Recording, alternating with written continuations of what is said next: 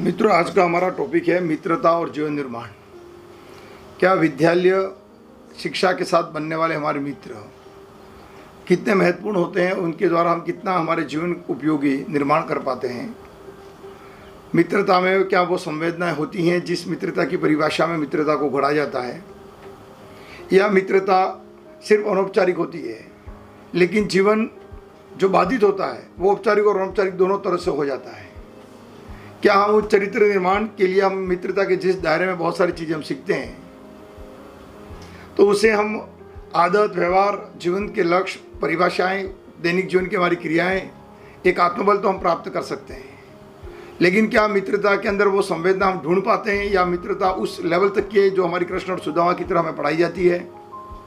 क्या हमारी मित्रता हमारे आत्मबल को बढ़ाने वाली होती है, या हमारे परिवार के आत्मचिंतन, आत्मबोध या समस्या उत्पन्न करने वाली भी हो सकती है क्या मित्रता? इन्हीं पर हम आज चर्चा करेंगे।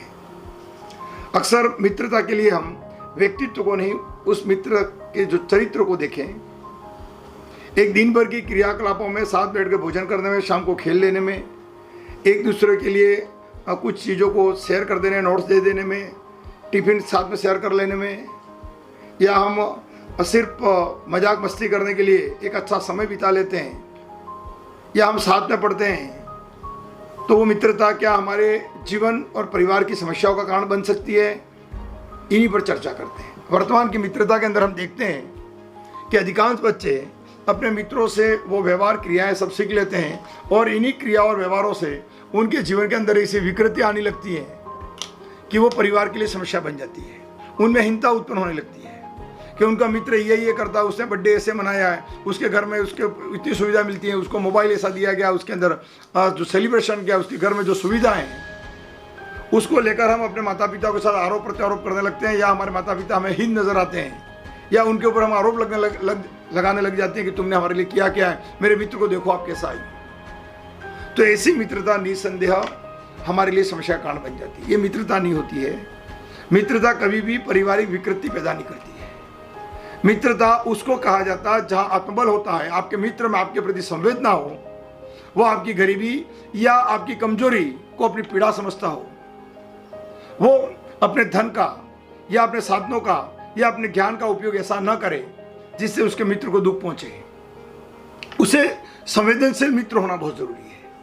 अक्सर हम क्या करते हैं कि हम उन मित्रता के दायरों में अपने संबंधों को परिभाषित करते हैं, और हमारे बने बनाए रिश्तों पर को कमजोर या परिवार को हीन समझना शुरू कर देते हैं। तो ये मित्रता हमारी निसंदेह आपके लिए चिंतन का विषय है कि हमें क्या ऐसी मित्रता को मित्रता की श्रेणी में समझना चाहिए या नहीं समझना चाहिए। साथ में होना और जीवन निर्माण करना दोनों अलग विषय हैं। मित्रता तो वो होनी चाहिए कि आप उस मित्र के ये लक्षण देखें, क्या वो मित्र आपके किसी विषय की कमजोरी है और उसने कभी आकर आपको कहा कि मित्र तेरी इस विषय में कमजोरी है, मेरे पास बैठ, मैं इसको बैठ के सही कर लेता हूँ, और कक्षा में जो सम्मान मुझे मिलना चाहिए वो तुझे भी मिलना चाहिए। क्या वो इसके लिए चिंतित है या नहीं है? क्या आपके घर के अंदर किसी चीज़ की समस्या आ रही है तो उसको लेकर उसको संवेदना है या नहीं है? अपने पास उत्तम कपड़े हैं लेकिन वो इसलिए नहीं पहन रहा है कि मेरे मित्र को दुख है या दुख होगा, और उसको मेंटेन करने का प्रयास कर रहा है, तो निसंदेह आप वो मित्र आपके लिए एक उपयोगी मित्र हो सकता है।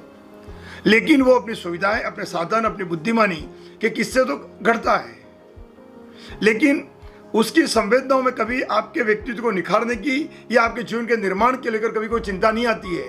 तो ऐसे मित्र हमें मित्र नहीं मानने के बजाय एक सहयात्री मानना चाहिए, जो कक्ष में हम हैं उनका सम्मान करें, उनकी योग्यता का सम्मान करें, लेकिन हमारे परिवार और हमारी भावनाओं में कभी विकृति ना आने दें। मित्रता का मतलब होता है निर्माण की स्थिति, संवेदना की स्थिति। हमारी जो भी कमियां हैं वो मित्र अपनी पोजीशन से वो सुधार रहा है, आपको ताकत दे रहा है, भावात्मक संतुष्टि दे रहा है, और ये कहे कि तेरा परिवार बहुत अच्छा है। साधनों के आधार पर परिवारों में भेद ना हो, आपकी आत्मों में आपकी हीनता नजर ना आए, तो समझ लेना वो मित्रता कारगर हो सकती है। लेकिन मैं अक्सर देखता हूँ कि बच्चे अपने मित्रों को देखकर अपने माँ बाप को परेशान करते हैं, अपने माँ बाप को कमजोर मानने लग जाते हैं। उन्हें अपने आप में कमजोरी पैदा होने लगती है कि मेरे माँ बाप ऐसे ही हैं, उनके जैसे हैं, उन्होंने ऐसा दिया, उन्होंने ऐसा किया है, उसको ये सुविधा दी है।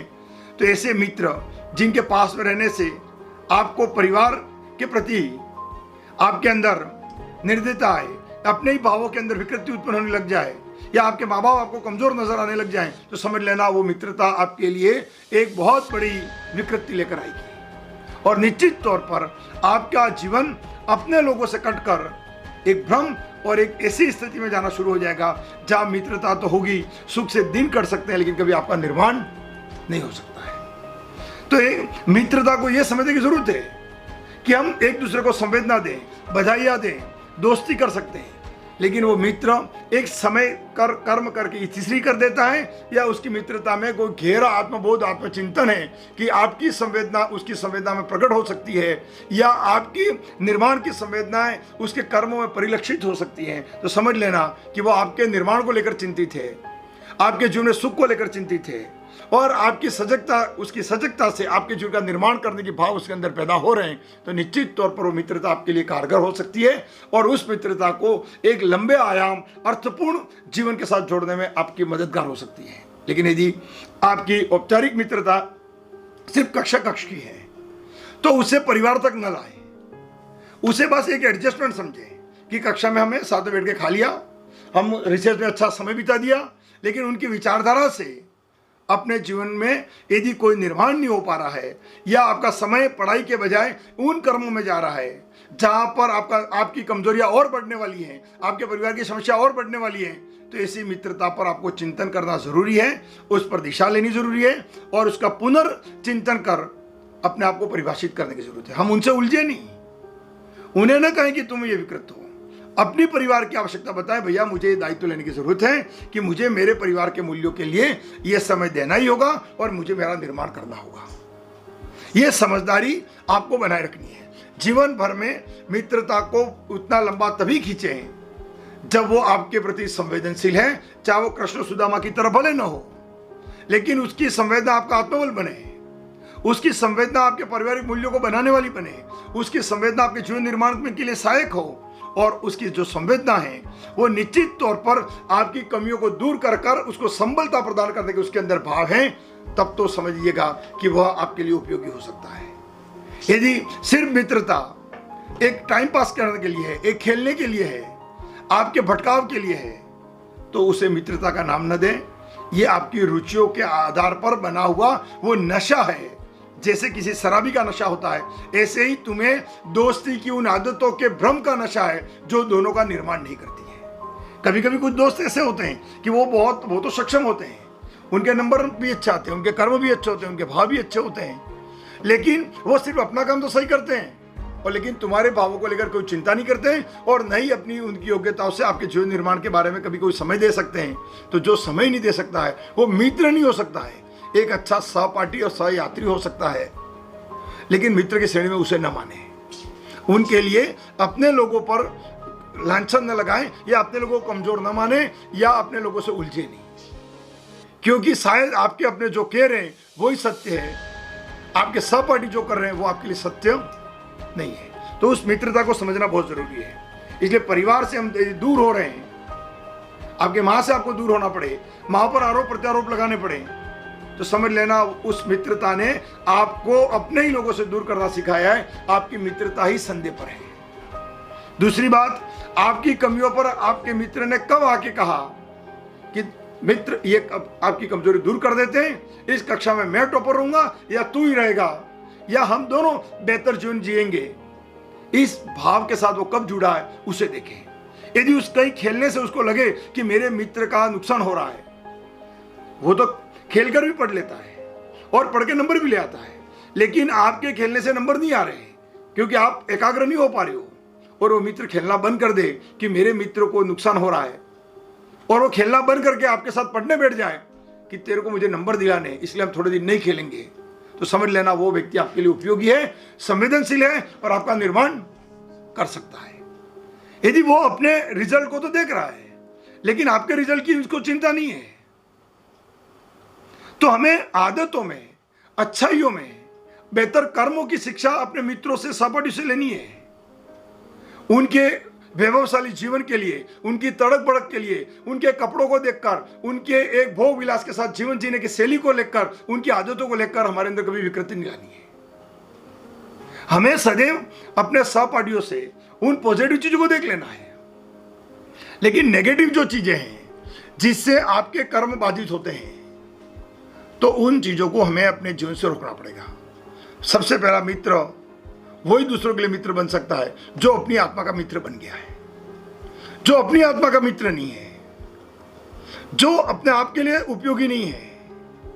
जैसे आपके मित्र को बहुत अच्छे नंबर आते हैं, वो बहुत अच्छा कर्म करता है, लेकिन बहुत सारा समय भी अनावश्यक क्रियाओं में देकर भी अपने रिजल्ट को बचा लेता है वो, या उसके घर की आर्थिक स्थिति अच्छी है, लेकिन आपके बारे में सेंसिटिव नहीं होना, अर्थात जो इंसान उसे एक मित्र के तौर पर भाई की तरह प्रेम करता है, उसकी कमियां, उसकी संवेदनाओं के लिए भी उसकी सोच नहीं है, इसका मतलब वो अपनी आत्मा का मित्र नहीं है।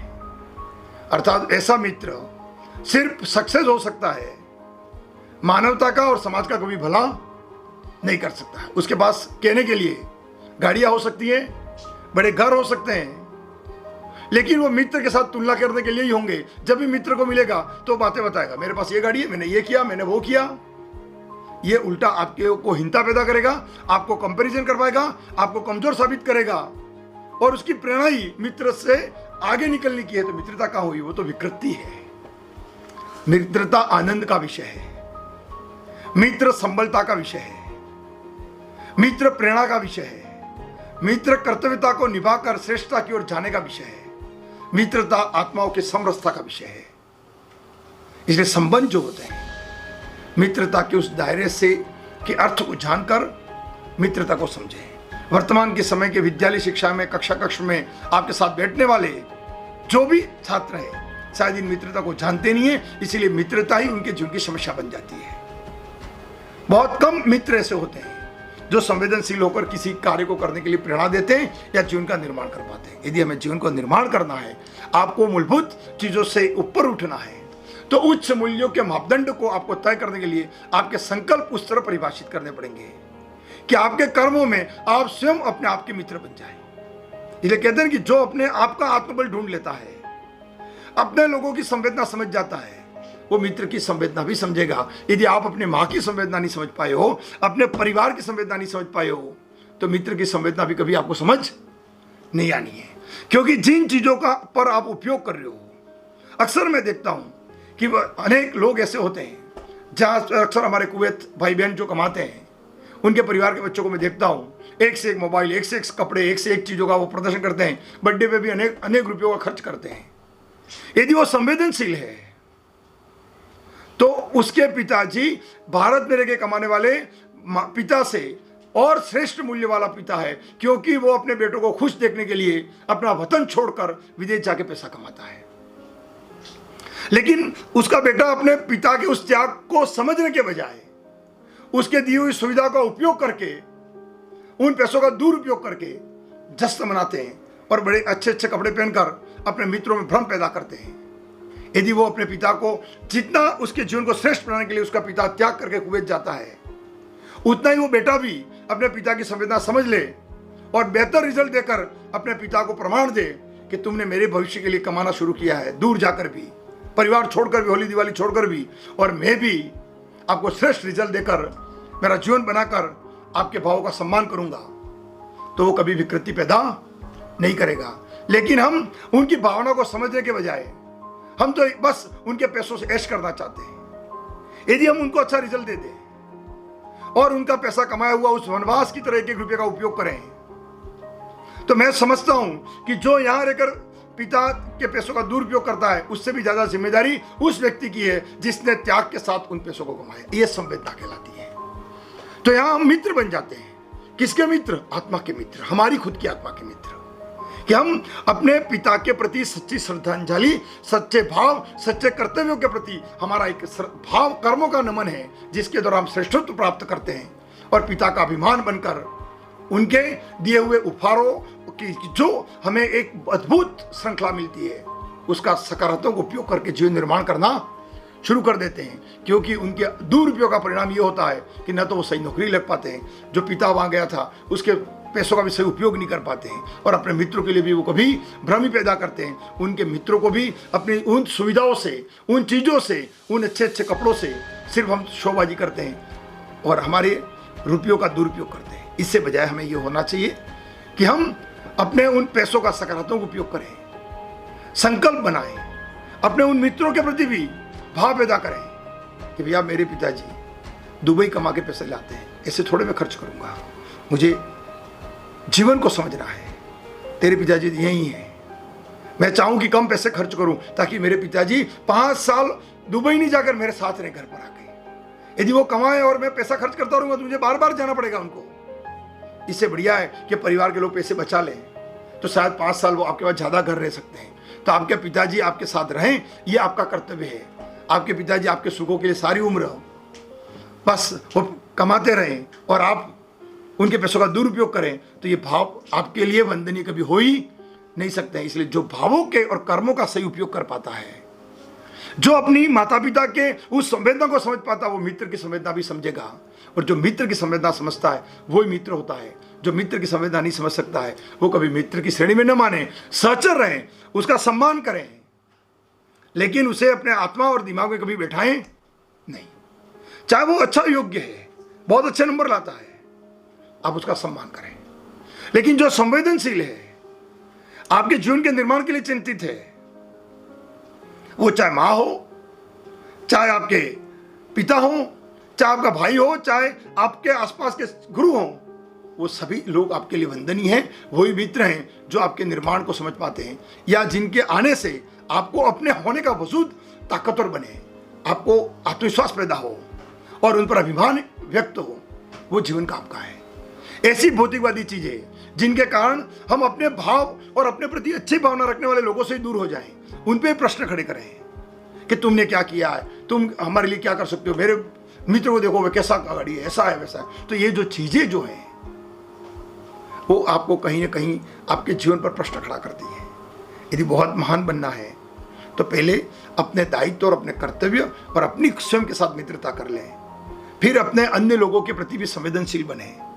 आपको जितना भी आ रहा है, जैसे जहाँ खड़े हो वहाँ से आपके आसपास के उस मित्र को ताकत दें, जिससे वो मित्र को ताकत कैसे दे पाओगे, ताकि वो अपनी परिवार की ताकत बन सके। आपकी मित्रता से उसके माँ बाप खुश हो सके, और आपकी मित्रता से उसके अंदर आत्मबल और जीने का एक बेहतर सपना जागृत होना शुरू हो जाए, तो वो आपका मित्र काम का है।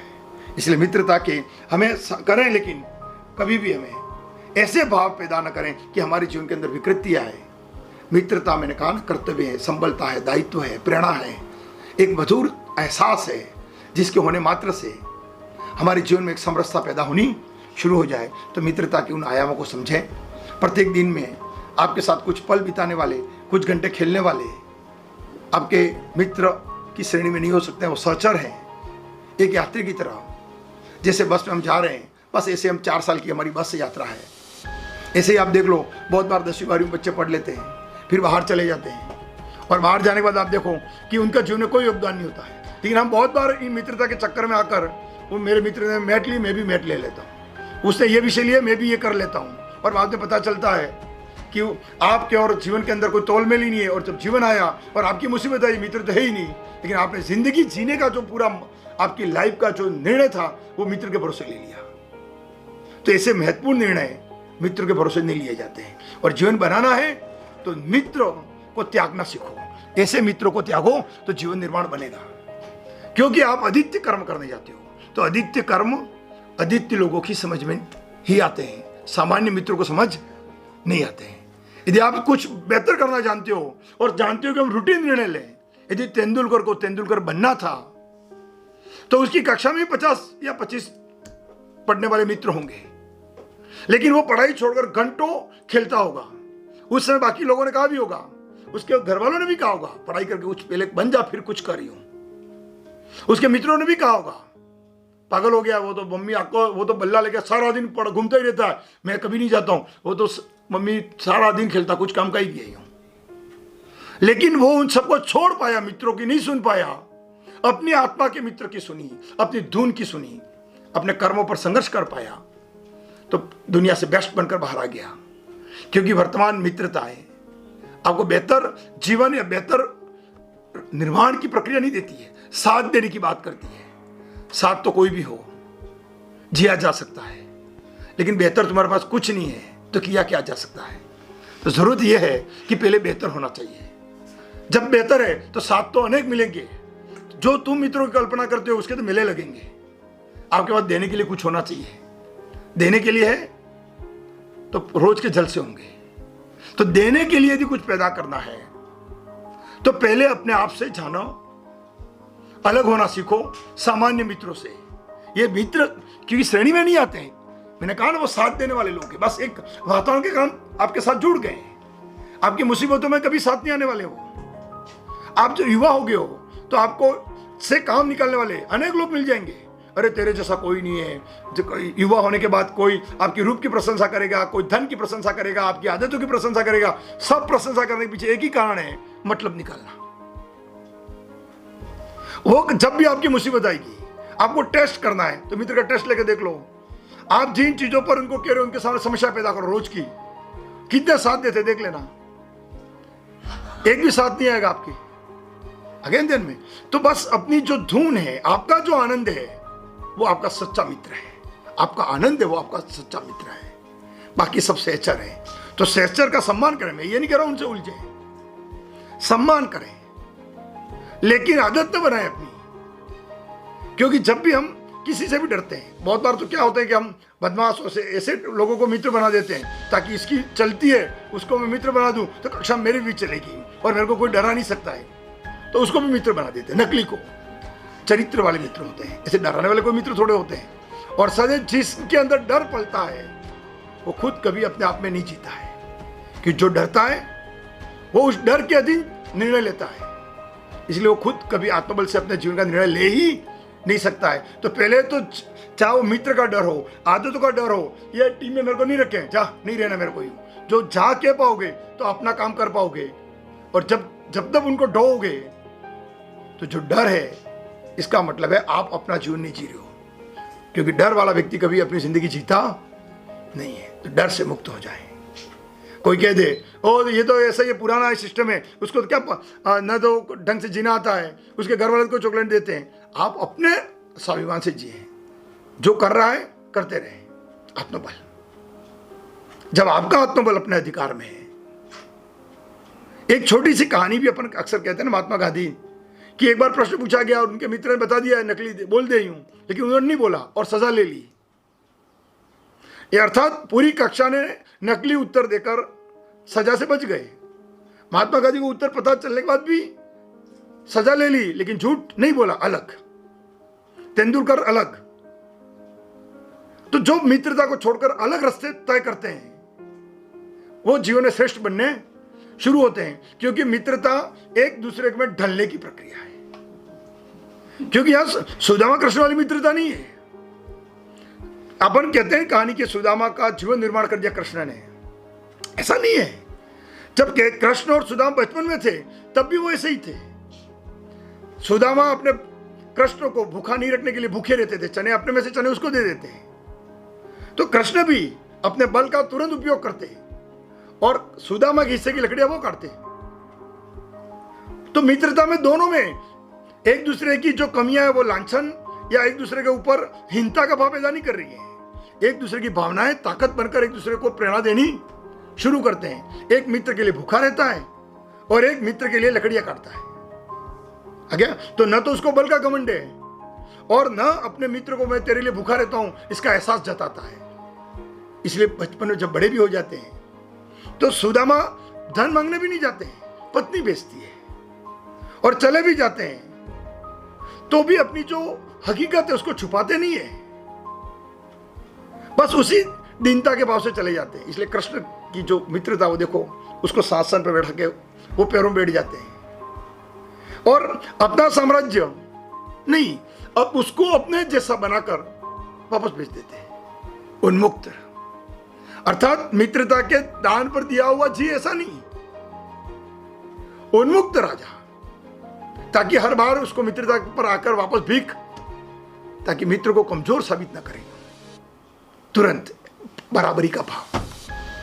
तो मित्र को यदि बराबर बनाने का भाव है, सक्षम बनाने का भाव है, भावात्मक मजबूत बनाने का भाव है तो राइट, अर्थात उस मित्रता में ये समझ आ गई है कि मेरे पैसे के कारण मेरे मित्र को दुख हो रहा है, तो पैसा अलग चीज है और संवेदना अलग चीज है। तो उसे आपके घर आने में, आपके प्रेम में उसको आनंद महसूस हो, तो जिंदगी समझ लीजिएगा एक सही आकार लेनी शुरू हो रही है।